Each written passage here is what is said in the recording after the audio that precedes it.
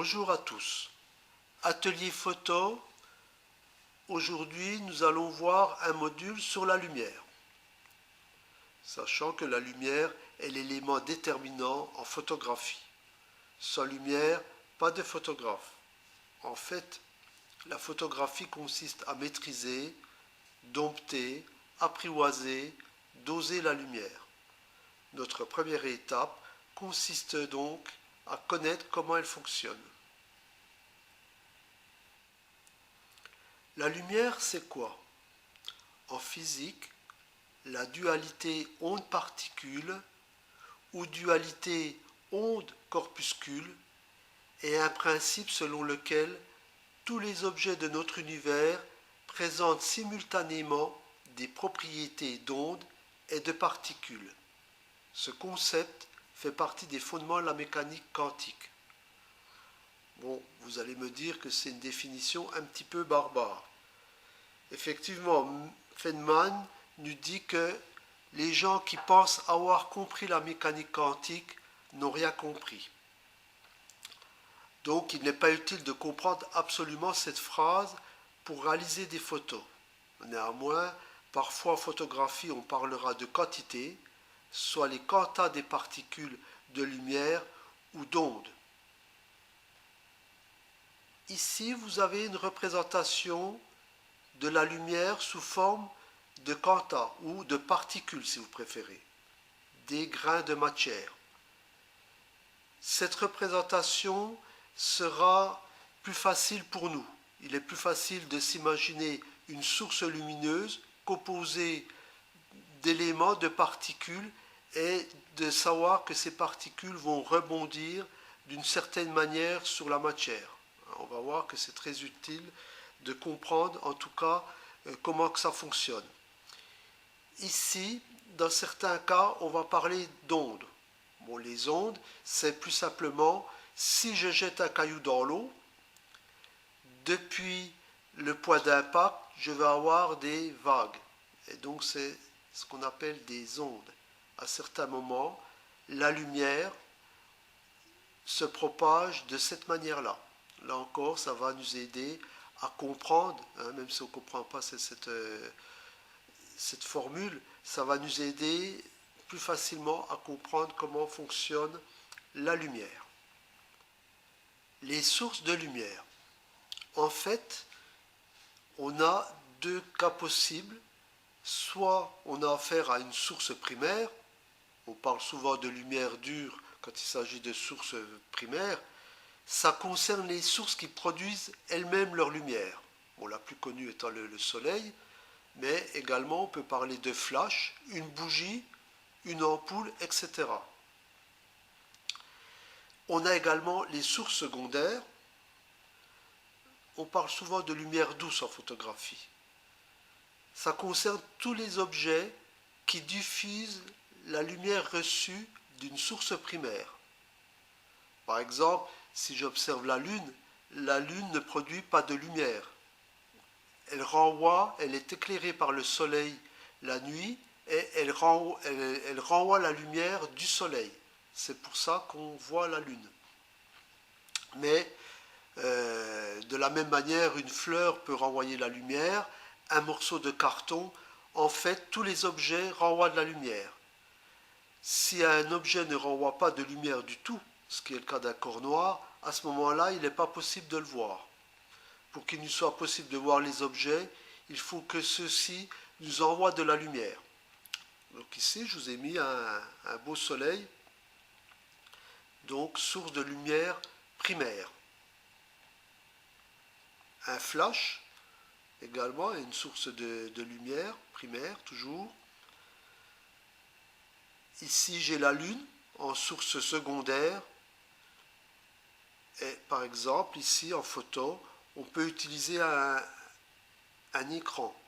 Donc cet écran sera dirigé côté soleil, par exemple. Et après, suivant l'angle, je vais pouvoir diffuser de la lumière sur le visage pour l'éclairer, pour supprimer des ombres, etc. Bon, ça, on reviendra largement dessus. Donc, mais on a bien affaire à une source secondaire.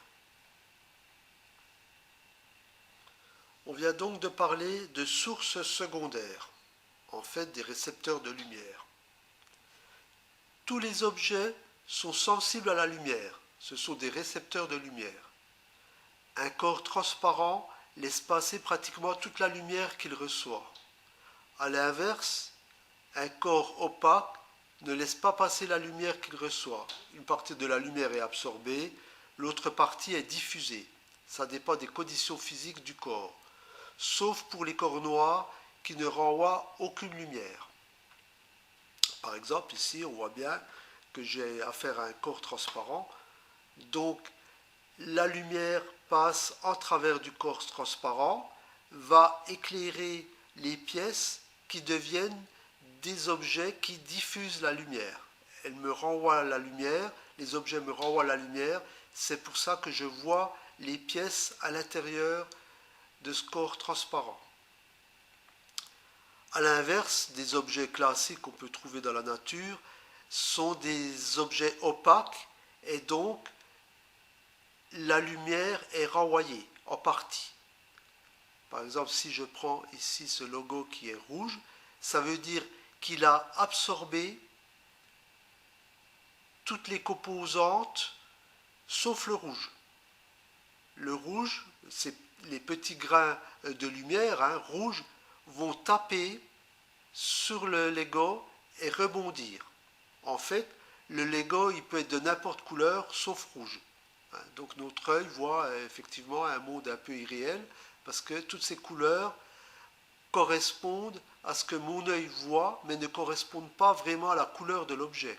Parce que la couleur de l'objet, c'est moins le rouge.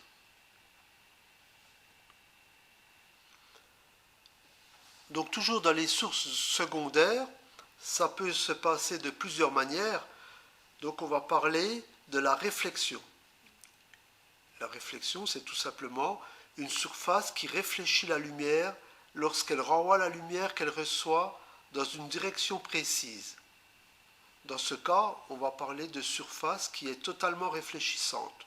Par exemple, un miroir est une surface qui est complètement réfléchissante. Ici, on voit dans ce cas mon rayon qui arrive et qui repart à 90 degrés, il repart intégralement du fait que rien n'a été absorbé, tout a été quasiment réfléchi. A l'inverse, la diffusion diffuse de la lumière consiste à envoyer dans toutes les directions la lumière reçue. Donc ce qui veut dire que notre surface est partiellement réfléchissante. Une surface classique claire par exemple. Donc ici on voit bien sur le dessin la lumière qui arrive, qui est en partie absorbée à ce niveau-là et qui repart en quelque sorte dans toutes les directions. On comprend bien que dans ce type de schéma, on va avoir une lumière relativement douce. Ici, à l'inverse, on a la totalité du rayon. Donc si au départ, vous avez une lumière de type flash relativement dure qui tape dans un miroir et qui repart à 100%, je veux dire, on aura une lumière dure. Ici, à l'inverse, si on tape sur quelque chose qui absorbe la lumière, ça pourrait être un carton blanc absorbera en partie, un carton gris absorbera beaucoup plus la lumière, on va avoir une lumière diffuse, une lumière relativement douce. La couleur de la lumière, plus exactement, on dit la température de la lumière. La température de couleur ou la couleur de la lumière se mesure en degrés Kelvin avec la lettre K et indique si la lumière blanche est chaude, nuance jaune, ou froide, nuance bleue. Sachant que le froid ou le chaud, c'est pas toujours exact comme représentation. Si par exemple je prends les étoiles, une étoile jaune ou de type rouge, un petit peu notre soleil, correspond à quelque chose, à un corps froid. À l'inverse, une étoile très très chaude, par exemple Sirius, correspond à une couleur bleue. Hein, donc attention à ce type de confusion, mais en photon, on parlera essentiellement de couleur chaude quand il s'agit du jaune, ou couleur froide quand il s'agit du bleu. Alors on va voir l'expérience de Newton. Hein. Donc l'expérience de Newton consiste tout simplement à prendre un prisme, le placer dans un rayon de lumière en provenance du soleil. Bon là mon rayon est largement focalisé, mais ça fonctionne de la même manière si vous le mettez en face du soleil. Et derrière, vous allez retrouver la lumière décomposée en différents rayons. Ici, je peux distinguer le rouge, le jaune, le bleu, etc. Bon, ici, j'ai vraiment un détail du spectre hein, où je vais de l'ultraviolet à l'infrarouge. Donc, je retrouve toutes mes couleurs de base. Attention, si je fais cette même expérience, par exemple ici j'ai affaire à une petite lampe torche à LED, je ne vais pas obtenir le même résultat.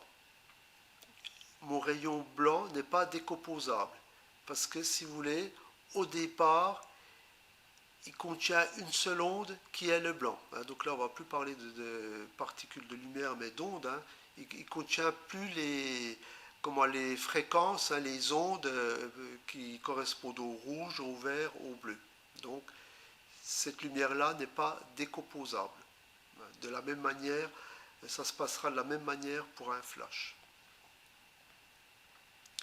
Ici, je pourrais faire la double expérience hein, qui consiste toujours à prendre un faisceau de lumière en provenance du soleil, je le fais rentrer dans mon prisme, ici je le décompose en différentes couleurs, le bleu, le vert, le jaune, le rouge, je refais passer mes différents rayons à l'intérieur du même prisme, et donc je vais retrouver derrière ma lumière blanche.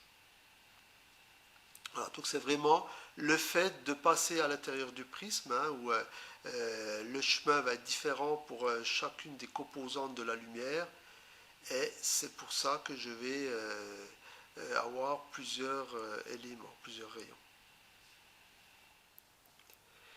Ici, on a un exemple de spectre qu'on peut voir donc, qui part des infrarouges, ici à la limite des ultraviolets. On va voir en détail.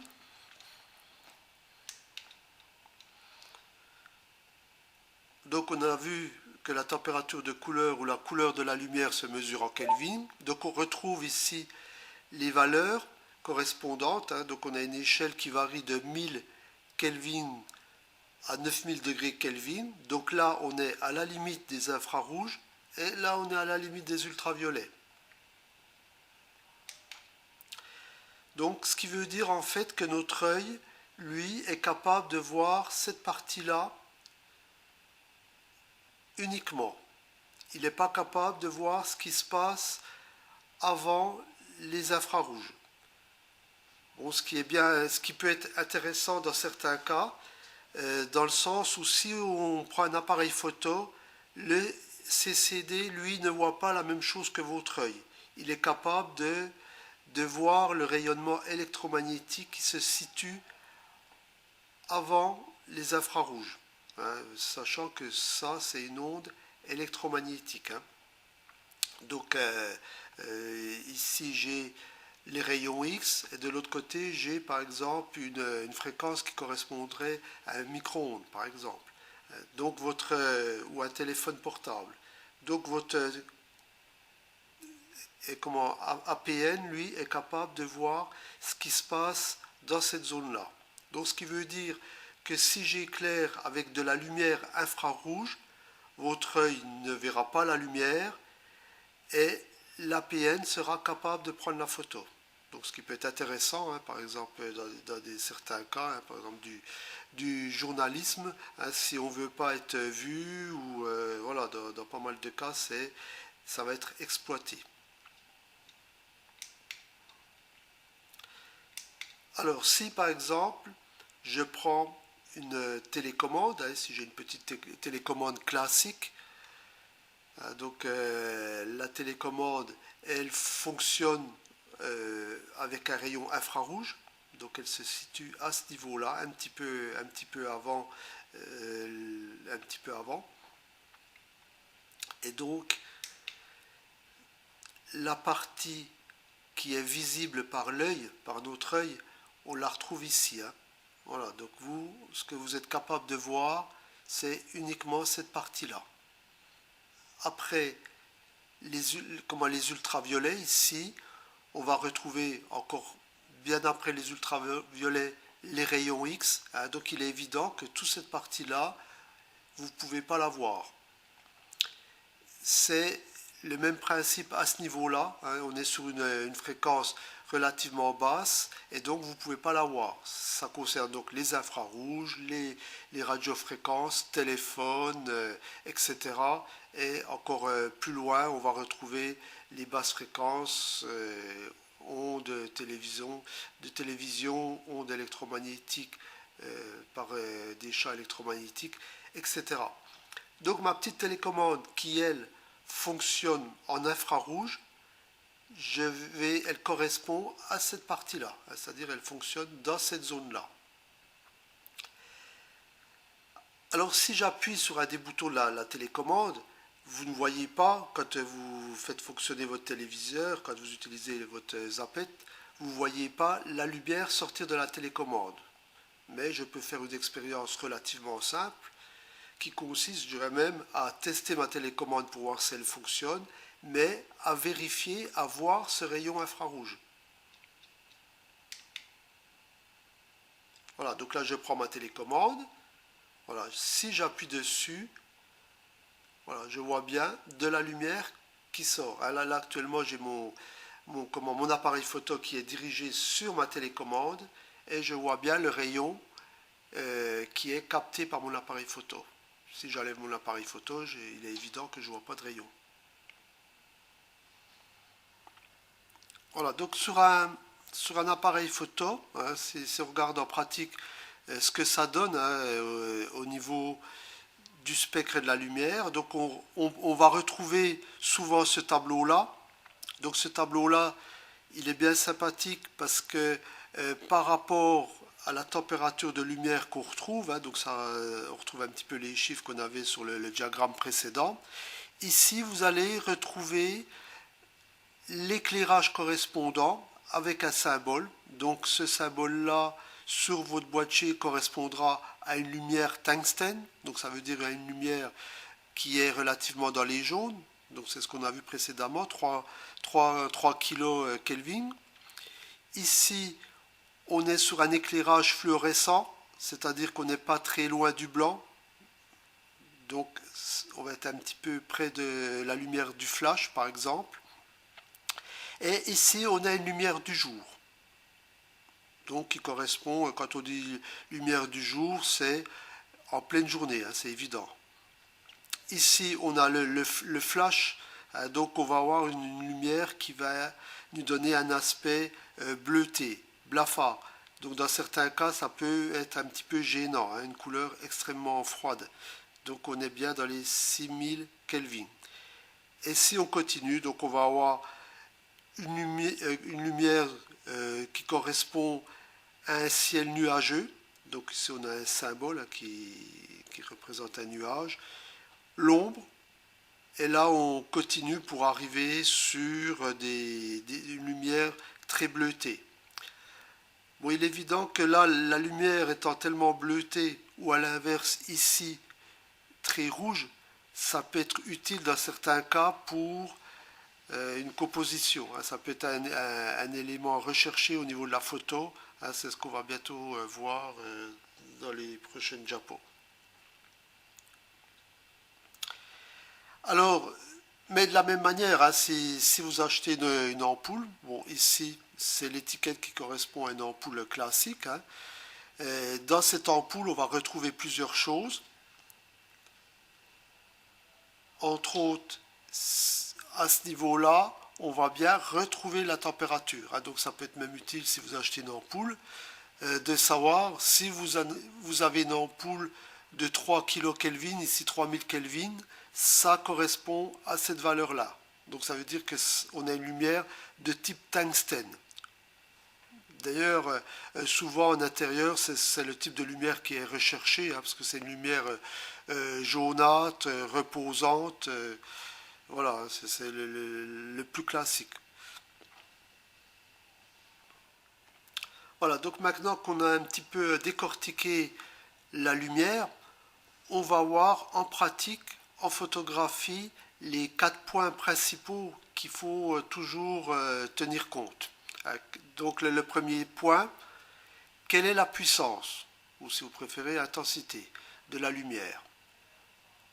On peut d'ailleurs se poser la question, la lumière est-elle assez forte pour éclairer correctement mon sujet? C'est souvent, on entend surexposé ou sous-exposé. Donc ici, on a une photo du Colisée, et cette photo qui se trouve décomposée en 3 parties, on voit bien ici qu'on a une partie qui est sous-exposée, c'est-à-dire elle manque de lumière. D'ailleurs, souvent ce phénomène-là est accompagné d'un manque de détails. Si on regarde bien ici, il y a un manque de détails où les petits éléments commencent à se confondre. Ici, on a une photo relativement normale. Et ici, on a une photo sous-exposée, un manque de lumière. Où dans le temps, on disait également une photo brûlée, trop de lumière. Donc elle s'accompagne toujours du même phénomène, soit un manque de détail. Ici, on regarde, donc le manque de lumière nous amène à un manque de détail où on devient pratiquement uniforme. Ici, on n'a quasiment plus d'ombre du fait qu'on est sous-exposé. Et donc là également, on a vraiment une perte de détail également.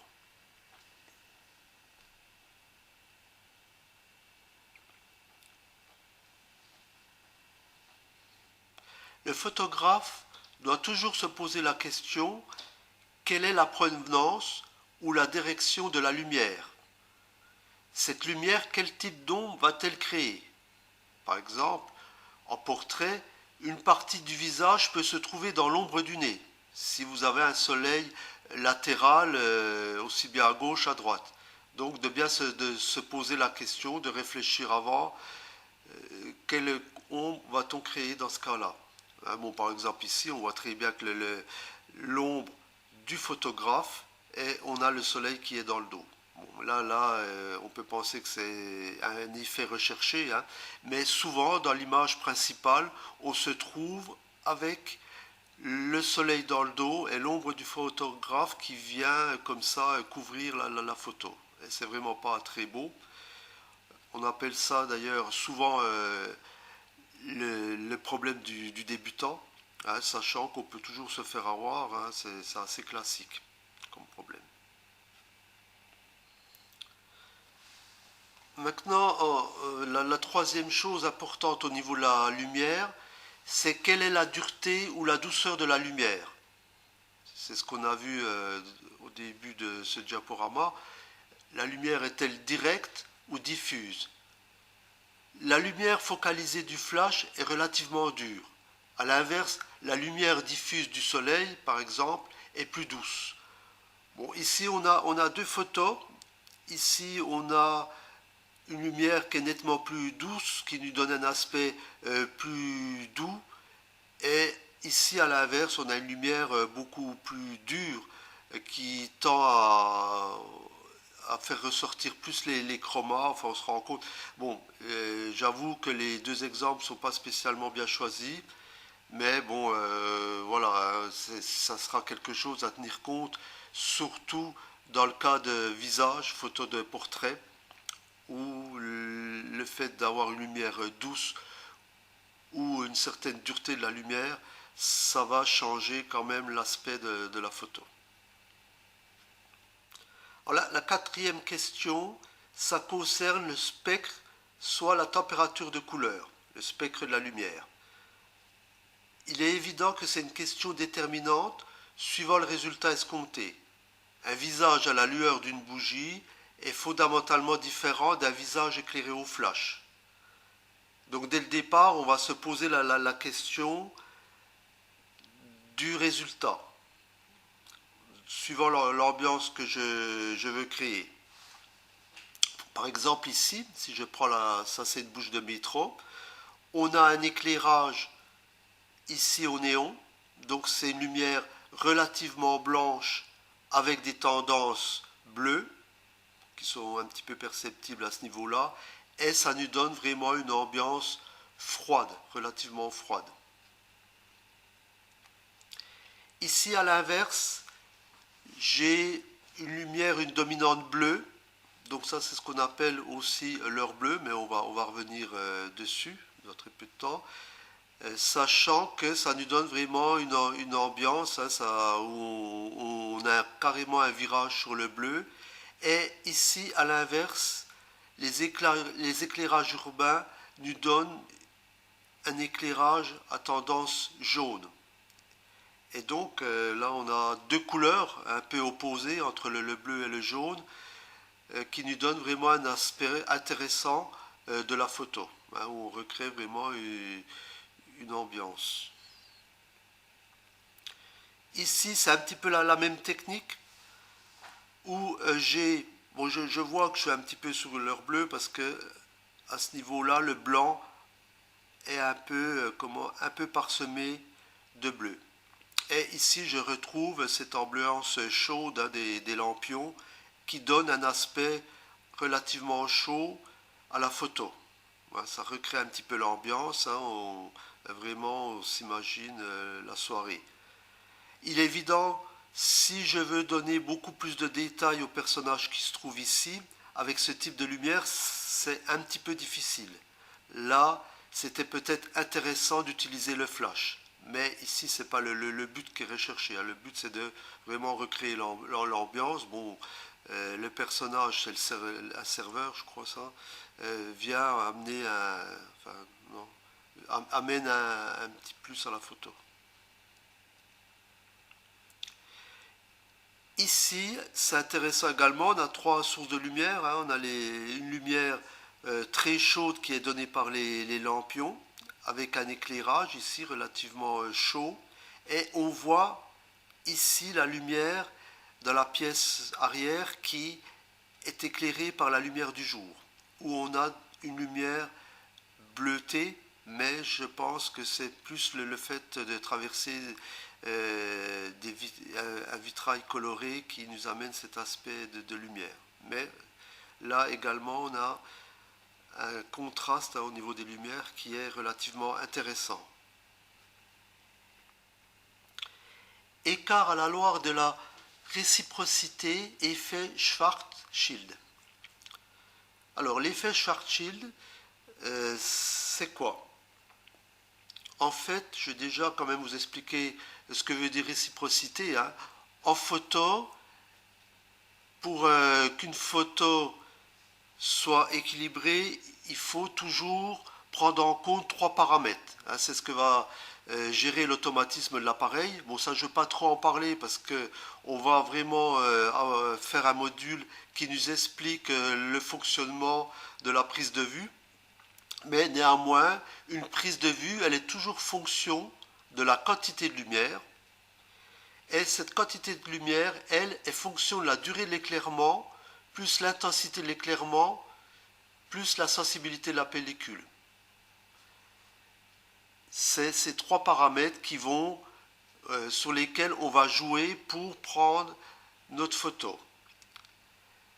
Cette équation qui s'appelle la loi de réciprocité fonctionne parfaitement bien, hormis quand on va atteindre une vitesse de 1/10 de seconde. On va dire au-delà d'une seconde même, ça ne fonctionne plus vraiment.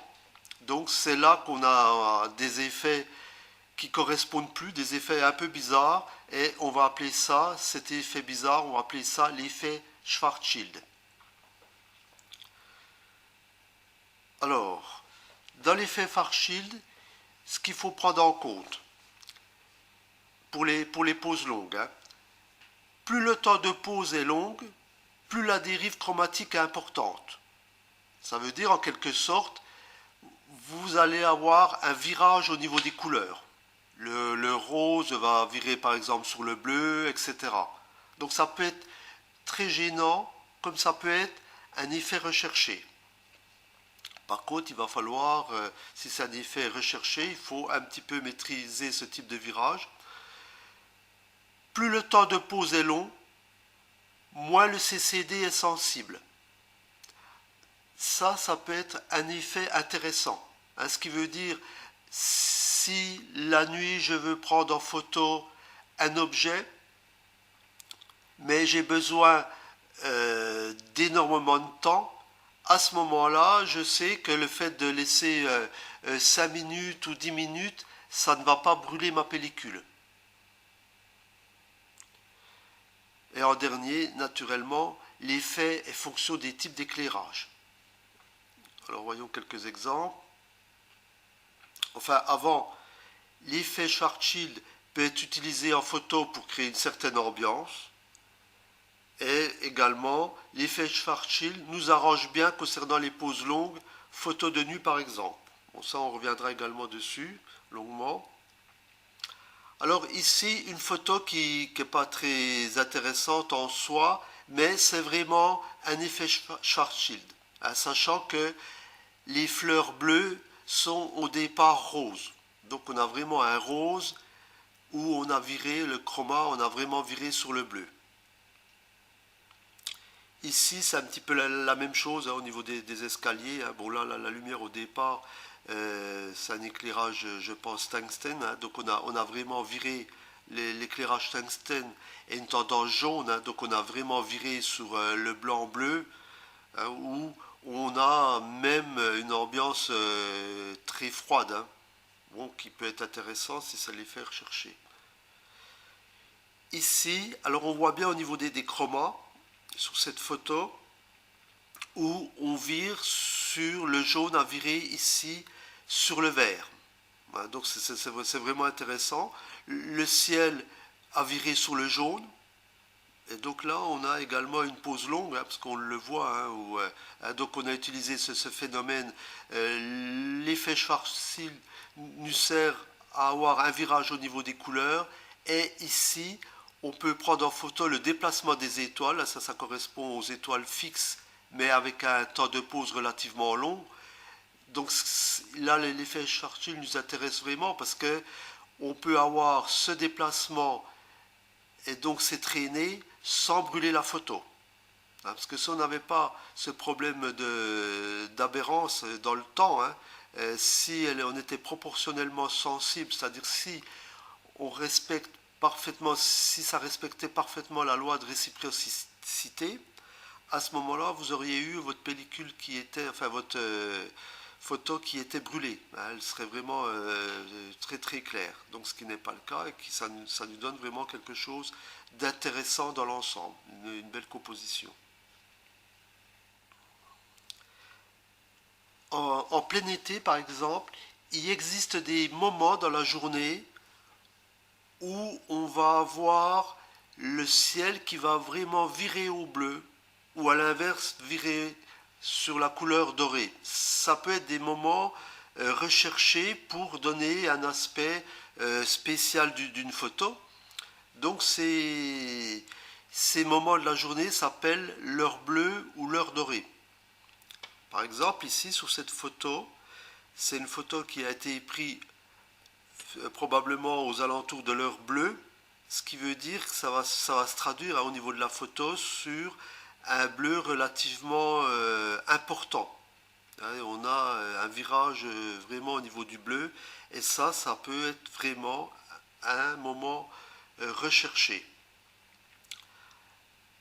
À l'inverse, bon là j'ai pas mis d'exemple concernant l'heure dorée, mais bon ça tout le monde connaît bien au lever ou au coucher du soleil, où les rayons inondent, hein, par exemple les toits de maison, hein, si vous prenez en photo les toits d'un petit village, où on peut avoir vraiment des photos magnifiques. Et donc ça, c'est ce qu'on va appeler l'heure dorée. Donc ce phénomène, vous l'avez 2 fois par jour, le matin et le soir.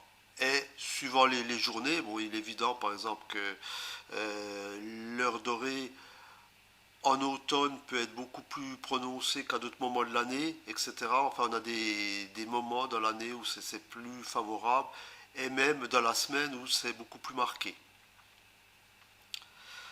Donc, en photographie, l'heure dorée est la courte période suivant le lever de soleil ou précédant le coucher de soleil. Et l'heure bleue est la période entre le jour et la nuit où le ciel se remplit presque entièrement d'un bleu plus foncé que le bleu ciel du jour.